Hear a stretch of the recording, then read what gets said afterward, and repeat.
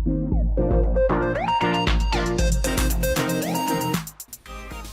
I'm John. Thanks for joining us today.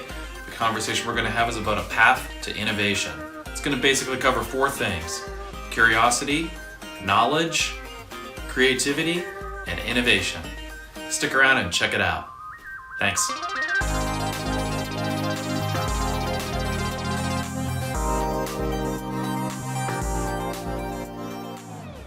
Hey everybody, most companies want to be innovative. They want to be like Apple or Google, Amazon, Microsoft, just to name a few. But these companies aren't innovative overnight. Most of the time it's because they create environments where their people can be innovative, and not always in big ways.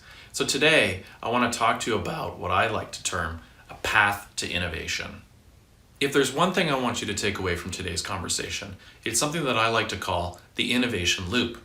Essentially, it goes like this: curiosity fuels knowledge, knowledge fosters creativity, and creativity drives innovation.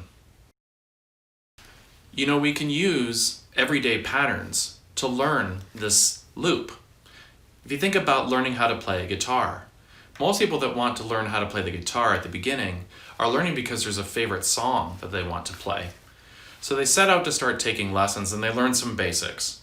And those basics allow them potentially to learn the song that they originally wanted to learn. Well, as they go through, they learn more songs, they gain more knowledge. And then they're able to play songs maybe they've never even heard of before or thought they could play. Eventually, they can start making songs of their own. So there are certain table stakes that are required when you want to create an environment for innovation. Number one, you have to have people that are willing to try. Two, you have to be willing to fail. You have to be willing to try things and be open to the result. It really doesn't matter if you fail, because failing is another step forward. You have to be willing to continue when things get tough, and you have to be willing to continue when things go well. And then you have to be willing to repeat. See, innovation isn't something that just happens. It happens because we repeat and repeat and repeat. We try new things all the time. And you have to be willing to recognize what went well. You can't just focus on the failures and get despondent or disengaged. So I'd like to share an analogy with you. About 21 years and 60 pounds ago, I was a ballet dancer. I danced with Canada's Row and Peg Ballet and American Ballet Theatre in New York. And it was a huge honor, and it was so great to be able to get to a childhood dream and accomplish that. But what it taught me more were things that I could take into the business world. And one was that every day as a dancer, you go into the space, you learn, you rehearse, you create new works. Every day is about experimentation. Every day is about stretching yourself beyond what you could do the day before. Every day it's about refinement, trying new things, exploring the space. And you fail. You fail a lot, and you fall a lot. But every time you fall, you learn. And by the time you get to the performance, even though it's a little more refined, you're still pushed to expand and try to go farther. Because that's what's interesting in a show with live performers, is you're getting to see them push themselves beyond where they might have been. And you're able to see them do things that maybe the normal person can't do. Well, they only get there because they push themselves every day.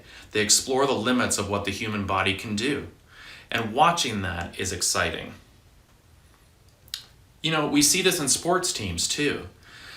You'll always hear about teams that are great, or players, sports players that are great, right? They understand the game better than anybody. That level of understanding lets them experience and play the game at a level that few can understand. Think about how Wayne Gretzky saw the ice. Think about how Michael Jordan always knew where everybody was on the court and how to get the winning shot.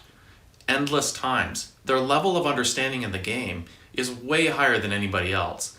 They're not born into that. They work at that. They fail a lot, and they keep pushing. So innovation is an outcome of exploration, not a starting point. Basically, nobody sits around going, "Look at me, I'm innovating." Doesn't happen, right? And a key point to remember too is that innovations aren't always large. They're typically small in nature and iterative. And that's a good thing. See, you can't control how people see the things that you're building and creating, but what you can control is the environment that you're creating them in.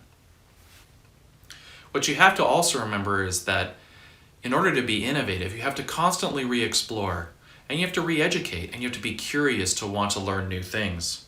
Through this, you can build innovative behaviors. So how can we make this real in the workplace? Well, if you're an individual contributor or a non-manager, you have to look for the things around you that you can contribute to. Sometimes they're small. Sometimes they're automating tasks or builds or alerts or testing, continuous testing. Anything that you can do to make your job easier, make yourself more efficient, right? These little innovations you can take and learn along the way to new things. And then you have to share your learnings with your team and other teams around you and build an environment where you're exchanging ideas. If you're in leadership, you have to communicate larger scope issues to your teams. Letting them know what's going on in the company and areas where they could help is huge. Listen to your staff. Listen first. Get ideas from them and then help them scope their work so they're not trying to build an Everest when maybe they could start small. And then you have to give them time to pursue issues that will make their lives better and more effective in their roles. Most importantly, you have to celebrate their work. You have to celebrate when they fail, and you have to rejoice when they do a great job. So let's wrap it up. Today we talked about what I call the innovation loop. Okay, let's go through it. Curiosity fuels knowledge, which fosters creativity, which drives innovation. Thanks so much for hanging out. If you like this talk, subscribe to my channel, leave some comments. It's good to catch up. Catch you later.